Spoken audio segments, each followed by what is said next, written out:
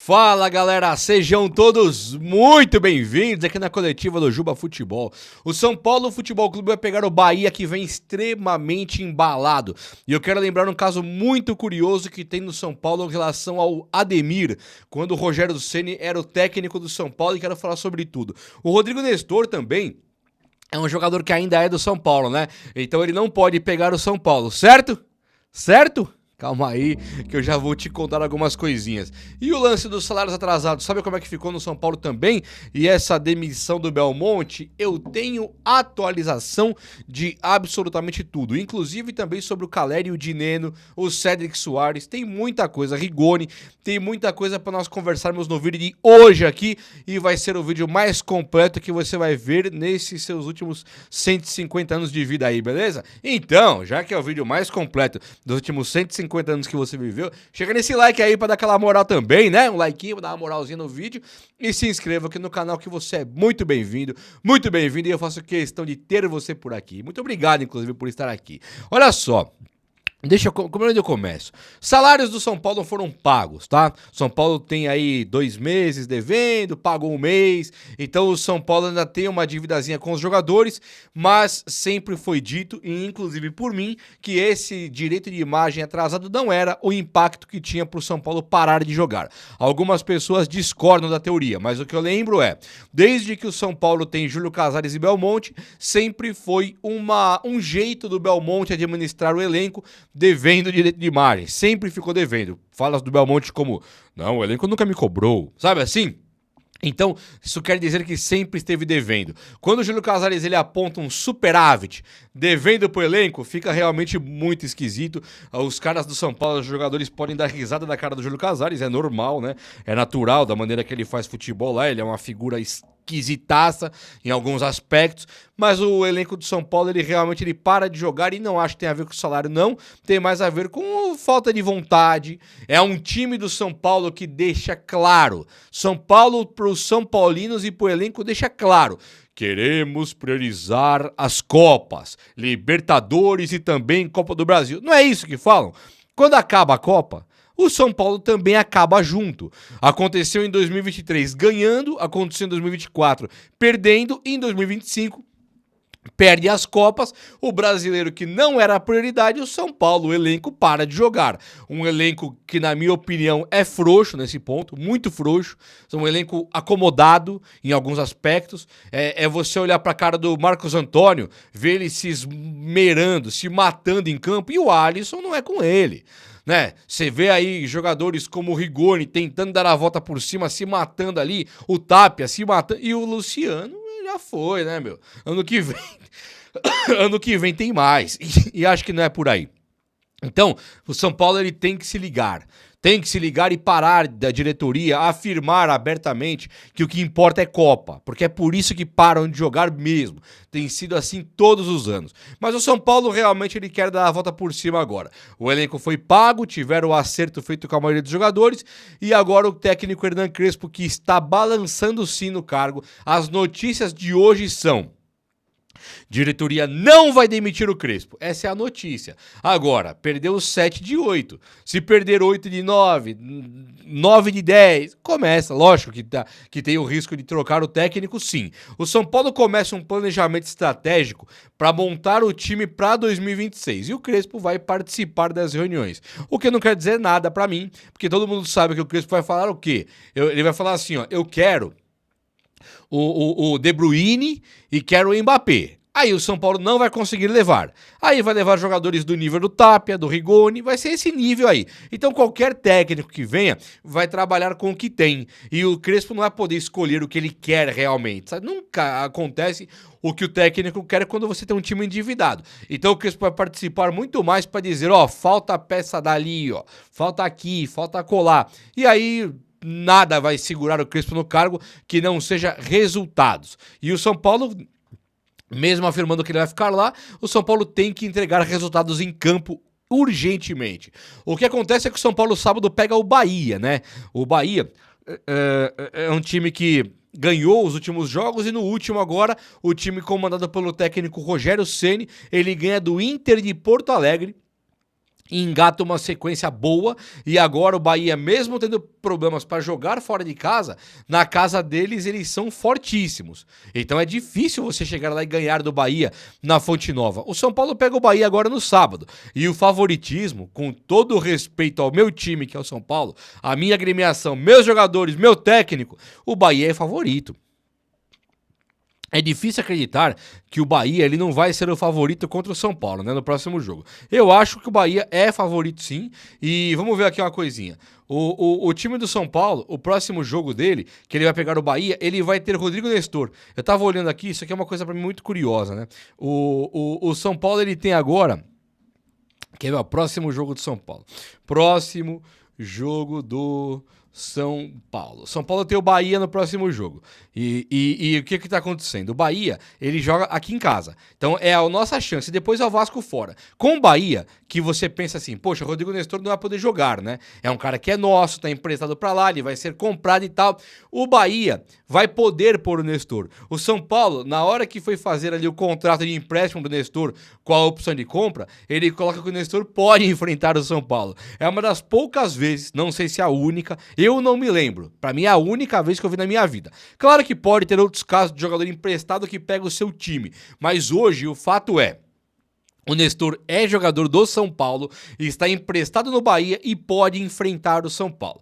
Vamos dizer aí que tudo vai dar errado. O Nestor pode não ser comprado pelo Bahia, ele pode fazer um gol decisivo no São Paulo, e o São Paulo pode não classificar para a Libertadores para um gol do Nestor, e o Nestor não iria para o Bahia depois, vem para o São Paulo para jogar sem Libertadores. Sabe, são coisas assim que não tem cabimento. É coisa de diretoria que abandonou o futebol.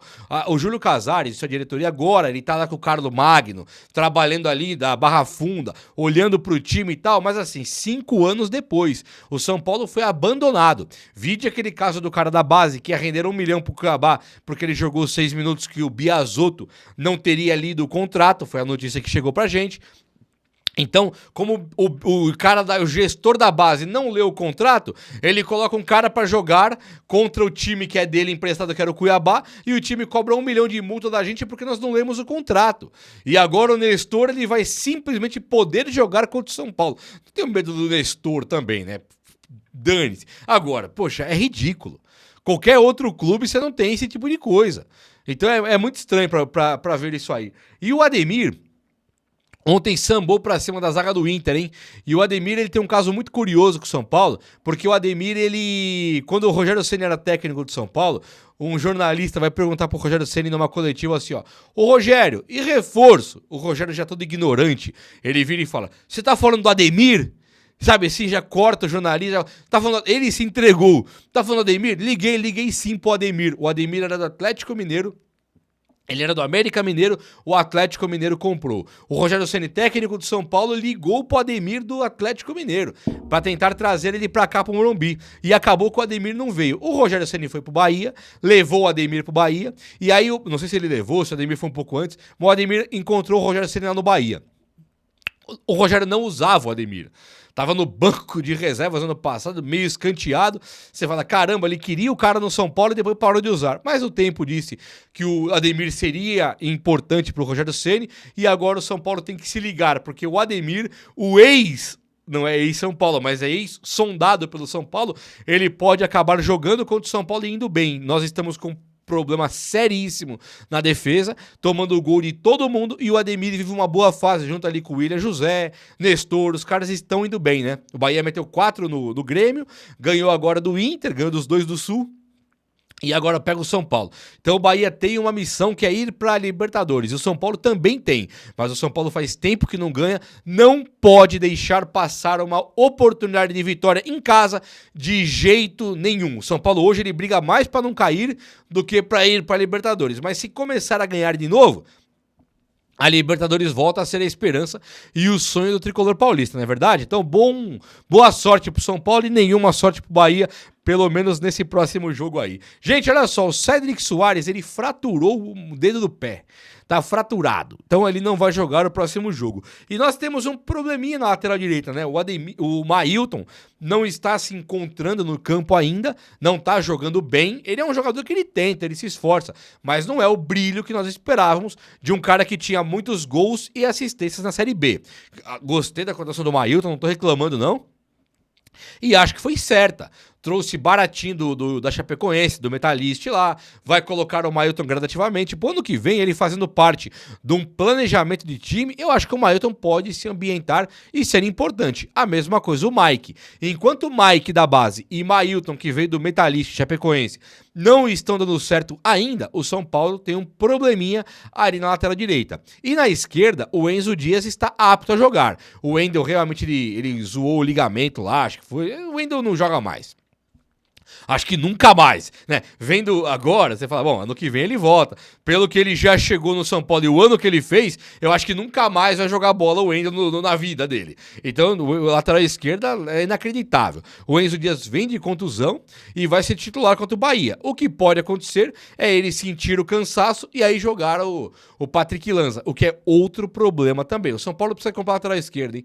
Não vai ter jeito, não. Nós vamos ter que abraçar a ideia de que deu errado o Wendel, tentar se livrar dele. Enzo Dias, se o São Paulo também não compraria, mas agora já bateu a meta, vai ter que comprar o cara.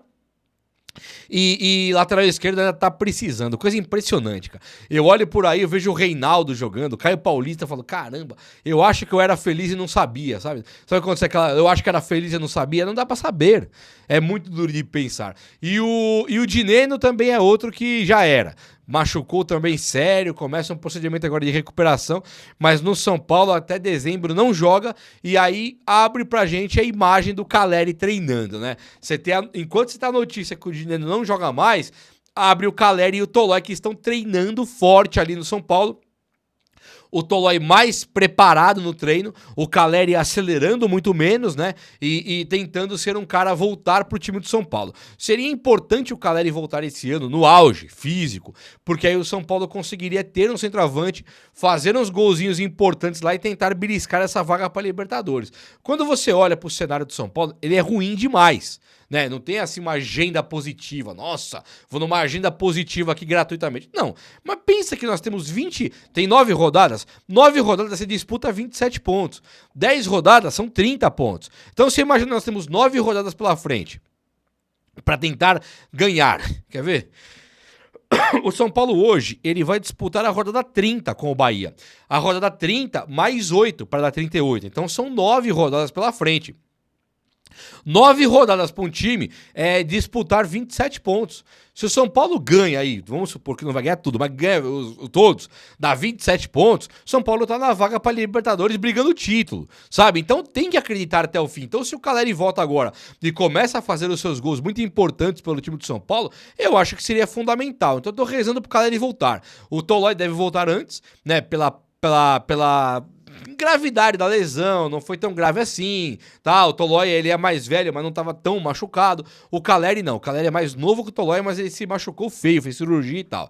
Então eu acho que o Caleri realmente é um caso mais grave. Agora, se ele volta, temos hoje o Tapia enganando ali de centroavante, tá até esforçado, tá bonitinho de ver, mas é o Tapia, né? Não é o Tapia. E o outro é o Luciano, que é o Zé Preguiça, né, cara? É um cara que perdeu os gols contra a LDU, tudo bem, acontece, mas ele não faz gol em ninguém mais. Fez gol no Palmeiras, beleza, foi bom, mas tá difícil de você acreditar no Luciano, né? Gols ele tem, ele até faz gols, mas acreditar mesmo, tem o centroavante, não tem, até porque ele nem é centroavante, ele faz questão de deixar claro que ele não é centroavante, ele sai da área, ele vem buscar o jogo, aí falta centroavante, é um Deus nos acuda. E o Crespo, ele meio que dá a queimadinha no Ferreirinha, né? Considerando correto ou não, ele dá aquela queimadinha no Ferreirinha e fica faltando ponta. Você vê hoje aí o São Paulo, qual que é o ponta que tem pra jogar? Se o Ferreirinha tá escanteado, o Luca tá escanteado, todo mundo de escanteio ali, engavetado pelo Crespo, e aí você tem o Rigoni. E o Rigoni é um cara que pode ser ponta, mas o próprio Crespo centraliza bastante o Rigoni.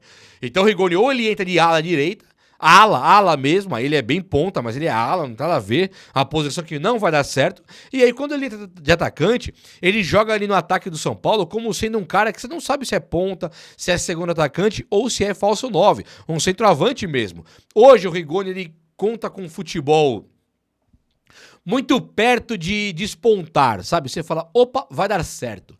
Ele me lembra o Alexandre Pato, que tava no Corinthians lá. Quando o Pato veio pro São Paulo, deu certo. Mas quando ele era do Corinthians, você via o Pato, ele fazia umas jogadas legais. A hora da decisão final era tudo ruim. Não saiu o passe, não saiu o gol. E o Rigoni é mais ou menos isso. Você vê ele jogando, ele se projeta, ele aparece no lugar certo, ele dá um drible legal, ele corre bacana. Aí na hora de dar um passe, um chute, não sai a jogada. É uma coisa impressionante. Ele tá jogando com um empenho bom. Ele tá jogando com uma certa confiança, até parece, né? Ele é rápido, ele dribla, ele cai pra cima dos caras, não tem medo. Aí vai chutar pro gol, pé fofo, bate embaixo da bola, a bola sobe, é pé fofo. Ou ele faz uma bola, dá aquela jogada maravilhosa, igual ele fez esses dias, chuta a bola, belisca a trave e sai. Aí ele lamenta. E nós também. Se tivesse entrado 2, 3 bolinhas ali das que não entraram, já seria outro papo com o Rigoni. É que ele deu azar. Pega uma fase horrorosa do São Paulo, que todo mundo piora, e dá azar. Então o Rigoni é um jogador que é a única esperança do Crespo colocar e fazer uma jogada pela ponta. O Tapia, que era a ponta, o Crespo já fez virar centroavante. O Ferreirinha, que era a ponta, o Crespo fez virar segundo atacante e perdeu o cara. E agora o Rigoni é o cara que era a ponta, o Crespo coloca centralizado também, trazendo o Rigoni para mais perto do gol. E aí ele tem que fazer o gol, porque ele tá dentro da área, não tem jeito. Então acho que o Rigoni é um jogador que, assim, passa longe de ser problema. Nossa, horroroso. Eu acho. Eu sei que muita gente tem o pé atrás com o Rigoni. Considera um retrocesso, porque ele já passou por aqui, não deu super certo. Começou muito bem, piorou depois. Aí ele não teve uma boa trajetória fora do São Paulo no futebol. E quando ele volta pro São Paulo, ele tem essas questões. Ele praticamente vai bem. Ele quase fez o gol. Passou muito perto de ser o ideal e nunca tá ali fazendo gols efetivamente. Então fica difícil realmente você confiar e defender o Rigoni, né?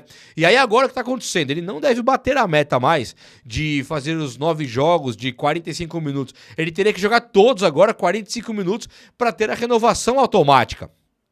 E dificilmente terá, né? Ele não vai conseguir fazer todos os jogos, e aí o São Paulo vai poder escolher entre renovar com o Rigoni ou não. Ponto negativo é que ele é um jogador incógnita. Ponto positivo, o Crespo está lá com a diretoria deliberando, escolhendo, decidindo, planejando como será o ano que vem. Então, se o Rigoni ficar no São Paulo, com certeza terá a mão do Crespo ali na decisão. E aí tem que acreditar. Se o Crespo disser, eu quero, eu aceito. Se o Crespo disser, eu não quero, eu também não aceito. É o técnico, tem que dar essa autonomia pro cara, né? E aí também tem Carlos Belmonte, que acho que é um assunto bem interessante. Nas últimas notícias, nos últimos dias, eu trouxe pra vocês aqui o que eu tava muito bem informado com os setoristas do São Paulo. Eles falavam que o Belmonte estava na bancarrota ali. Bancarrota é quando tá acabando, sabe? Tá no limite ali de acontecer. Ele tava no limite ali para ser demitido. Ele se afastou do Casares e tal. Só que assim, essas informações dos setoristas elas não estão se confirmando. A última que chega pra gente é: o Márcio Carlo Magno foi nomeado superintendente de futebol. E ele vai pro São Paulo junto com o Casares pra Barra Funda, onde o Belmonte fica também para eles trabalharem por lá. Você fala, opa, Belmonte caiu, né? Com certeza. Aí, agora o que surgiu pra gente foi, o Belmonte vai ficar no São Paulo, o Carlo Magno vem para arrumar o dinheiro, ele vem para arrumar o cofre. O planejamento do ano que vem, o Carlo Magno tem que aprovar, porque ele vai fazer, é o responsável pelo São Paulo ter grana ano que vem e pros próximos anos. Recuperar o cofre do São Paulo. Pô, maravilhoso, né? Mas o Belmonte não vai sair do futebol. Então tudo que estiver dentro de campo, futebol, o Belmonte ainda é o cara que é o responsável. Qual que é a pegada aqui? Carlo Magno traria o dinheiro pro São Paulo, diria Belmonte, esse eu não posso comprar, esse pode. O Belmonte é o cara que, junto com o Crespo, junto com o Muricy, Rui Costa, eles vão escolher quem é o jogador. E o Carlo Magno vai ser o cara da decisão final. E o Casares está junto com os dois, pelo que eu tô sabendo, fazendo uma menos politicagem e mais futebol. Então eu acho que é o ideal. O Belmonte, ele não é o cara que consegue fazer o São Paulo não torrar dinheiro, né? E o Carlos Magno é o cara que vai ser obrigado a fazer o São Paulo não torrar dinheiro. Em comum acordo com o Belmonte ali, e Muricy Ramalho, e Rui Costa e Crespo, eles vão decidir como será o time do ano que vem. Então, com certeza, teremos jogadores mais jovens, caras que quebram menos. O Crespo deve estar pedindo caras mais jovens. Então, quando olhar para Rian Francisco e Luca, você não vê aquele cifrãozinho do dinheiro, né? Você olha pro Rian Francisco, você pensa, dinheiro na mão da diretoria de São Paulo. Vai vender o moleque e acabou. Você olha pro Luca, você vê o dinheirinho lá. Os caras não pensam no ponto esquerda Luca e no centroavante Rian. Eles pensam no cifrãozinho do dinheiro. Aqui eu faço dinheiro. Só que aí entra cara velho pra jogar. E aí quebra. E aí o Crespo não consegue fazer futebol.